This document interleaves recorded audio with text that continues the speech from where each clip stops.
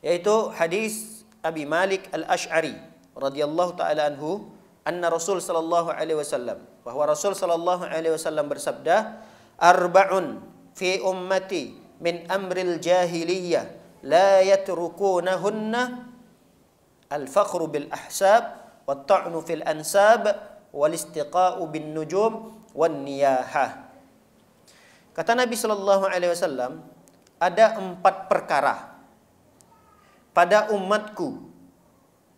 Yang 4 perkara ini adalah merupakan perkara jahiliyah. La yatrukunahunna, mereka sungguh tidak akan meninggalkan 4 perkara ini. Apa itu 4 perkara yang merupakan perkara yang dilakukan oleh orang-orang jahiliyah? Yang pertama adalah al-fakhru bil ahsab, yaitu berbangga-bangga dengan nasab keturunan. Berbangga-bangga dengan nasab keturunan. Yang kedua, wat ta'nu fil ansab, mencelah keturunan orang lain, mencelah suku orang lain. Ini termasuk perbuatan jahiliyah.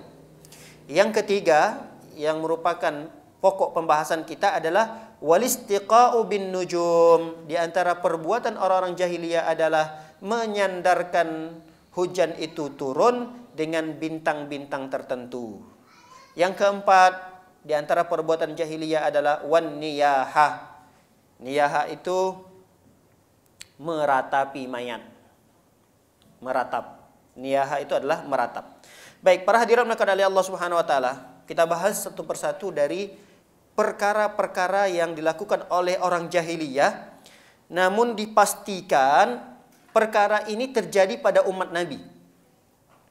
Pasti terjadi. Lihat.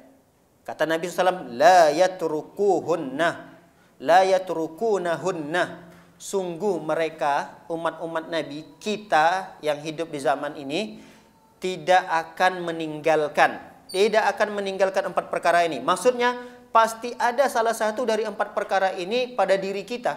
Di tengah-tengah masyarakat pasti ada. Amrul jahiliyah. Kalau dikatakan ini adalah perkara jahiliyah, itu perkara yang baik atau perkara yang buruk?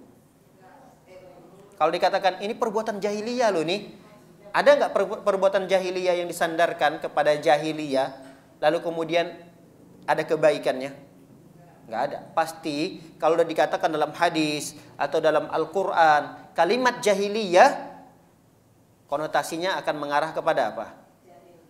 Ya, ketidakbaikan. Pasti akan ada dampak negatifnya. Nilai-nilai negatif pasti akan muncul ketika kita mendengarkan jahiliyah. Misal dalam firman dalam Al-Qur'an Allah SWT berfirman, wa qarna fi buyutikunna wa la tabarrujna tabarrujal jahiliyatil ula. Kata Allah SWT, hendaknya para perempuan itu dia menetap di rumah. Dan janganlah kalian, wahai perempuan, berhias seperti berhiasnya wanita-wanita jahiliyah. Kira-kira kalau disandarkan ada kalimat jahiliyah di situ, baik atau tidak baik buat perempuan itu? Pasti tidak baik. Kenapa? Karena disandarkan dengan kalimat jahiliyah. Makanya dalam hadis ini Rasul Shallallahu Alaihi Wasallam mengatakan amril jahiliyah, perkara-perkara orang jahiliyah. Ini menunjukkan bahwa perkara-perkara yang 4 ini tidak ada kebaikan sama sekali di dalamnya. Baik. 4 perkara yang disebutkan dalam hadis ini tadi, ini bukan menunjukkan pembatasan ya. Bukan artinya cuma 4 perkara ini doang, perkara jahiliyah yang terjadi di tengah-tengah umat ini. Tidak. Bahkan ada satu kitab khusus yang dikarang oleh Syekh Muhammad bin Abdul Wahab At-Tamimi. Beliau mengarang satu kitab namanya Masail Jahiliyah. Pernah dengar kitab ini? Kitab Masail Jahiliyah. Jadi permasalahan-permasalahan yang pernah dilakukan oleh orang-orang jahiliyah, tapi juga dilakukan oleh umat Islam. Maka dalam kitab itu hampir 130-an atau 128 perkara. Perkara jahiliyah itu hampir 120-an lebih. Yang pernah dilakukan oleh orang jahiliyah, namun diulangi lagi oleh umat Nabi Muhammad sallallahu alaihi wasallam. Mudah-mudahan pada kesempatan-kesempatan yang berikutnya kita bisa bahas kitab ini. Sangat bagus sekali kitabnya. Jadi dari pertama, kedua, ketiga sampai ratusan masalah-masalah jahiliyah yang pernah terjadi itu terjadi juga di zaman umat Nabi Muhammad sallallahu alaihi wasallam. Apalagi di zaman kita ini. Di zaman sahabat saja pernah terjadi perkara itu. Padahal di zaman sahabat ada dua kubu para sahabat. Dua kubu para sahabat ketika itu saling ledek-ledekan lah, saling bully-bulian. Terdengar oleh Rasul sallam, apa yang kalian lakukan ini? Ini adalah bagian daripada perbuatan jahiliyah. Tapi para sahabat ketika dinasehati mereka langsung menghentikan perbuatan itu.